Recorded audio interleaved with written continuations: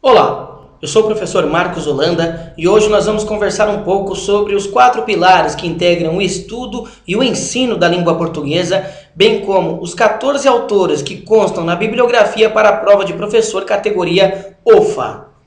Vamos a elas. Primeiro pilar, a relação entre a linguagem e a sociedade. Segundo pilar, a relação entre a leitura e a expressão escrita. Terceiro pilar, o funcionamento da língua. E quarto pilar, a produção e a compreensão oral. Quanto ao primeiro pilar, a relação entre a linguagem e a sociedade, temos a questão da análise interna e externa da língua e da literatura em sua dimensão social como instituições. Quanto à relação entre a leitura e a expressão escrita, temos o estudo das características dos gêneros textuais, desde o lugar do receptor e ou produtor na materialidade escrita da linguagem verbal. Os gêneros textuais são concebidos como acontecimentos sociais, em que interagem características específicas do gênero como elementos sociais e subjetivos.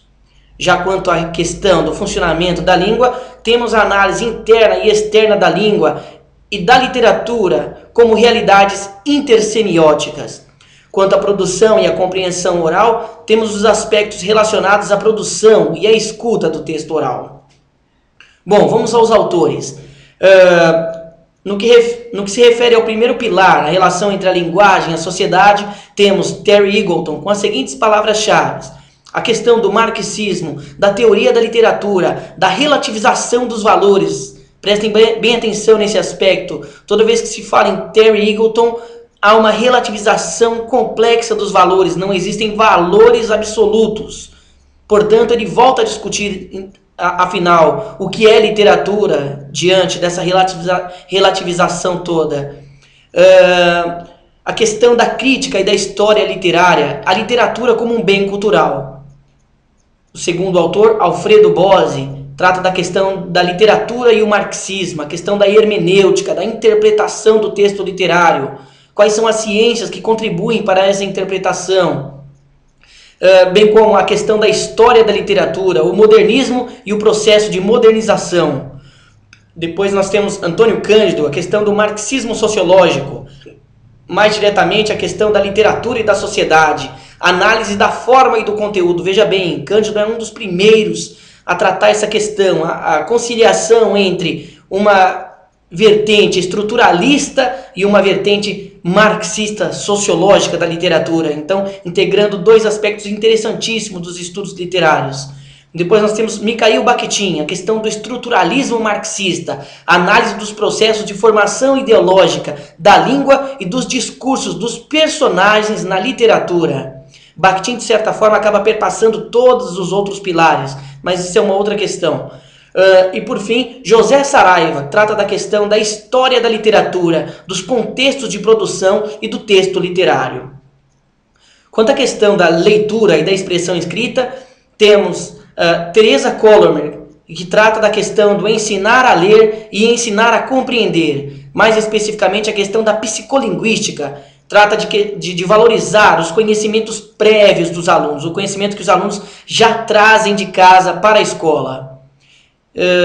Ainda nessa vertente da expressão escrita, da leitura e da escrita, temos também Angela Kleiman, não é, que aborda a relação entre o texto e o leitor, não é? A leitura como um processo interativo, não é? Onde o aluno, o leitor, enfim, faz inferências, ele completa o sentido do texto a partir dos seus conhecimentos prévios.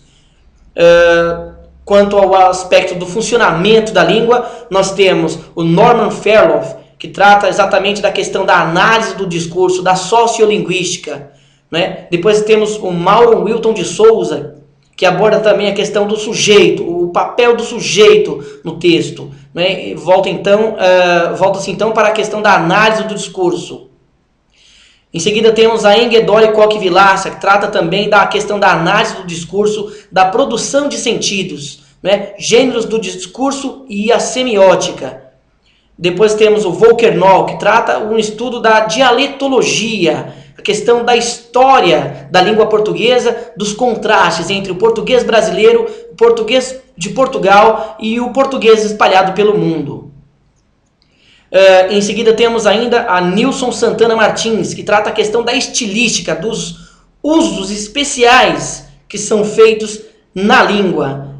Mais especificamente no que toca a questão do uso especial feito na literatura, a questão da estilística, do desvio da norma produzido com uma intenção específica. Não é? E trata também da questão das palavras gramaticais, morfemas e etc. Por fim, o último aspecto, a produção e a compreensão oral, temos Luiz Antônio Marcuski, que trata a questão da oralidade e mais especificamente a questão da retextualização, um tema muito presente hoje na escola pública, principalmente nos caderninhos utilizados em sala de aula. Não é? Lembrem-se dos textos, diálogos de internet em que os alunos têm que retextualizar, não é? Passar aquele texto informal com aquela linguagem internetesca, como se diz por aí, para uma linguagem mais próxima da norma padrão. E por fim nós temos o Bernard Schneuli, né, que trata da questão dos gêneros orais, a questão da oralidade também sendo completada aí pelo estudo desse autor. Mais adiante nós falaremos especificamente sobre cada um deles mais detalhadamente, a fim de que se possa entender todos esses conceitos. Por enquanto é isso aí, pessoal. Até mais.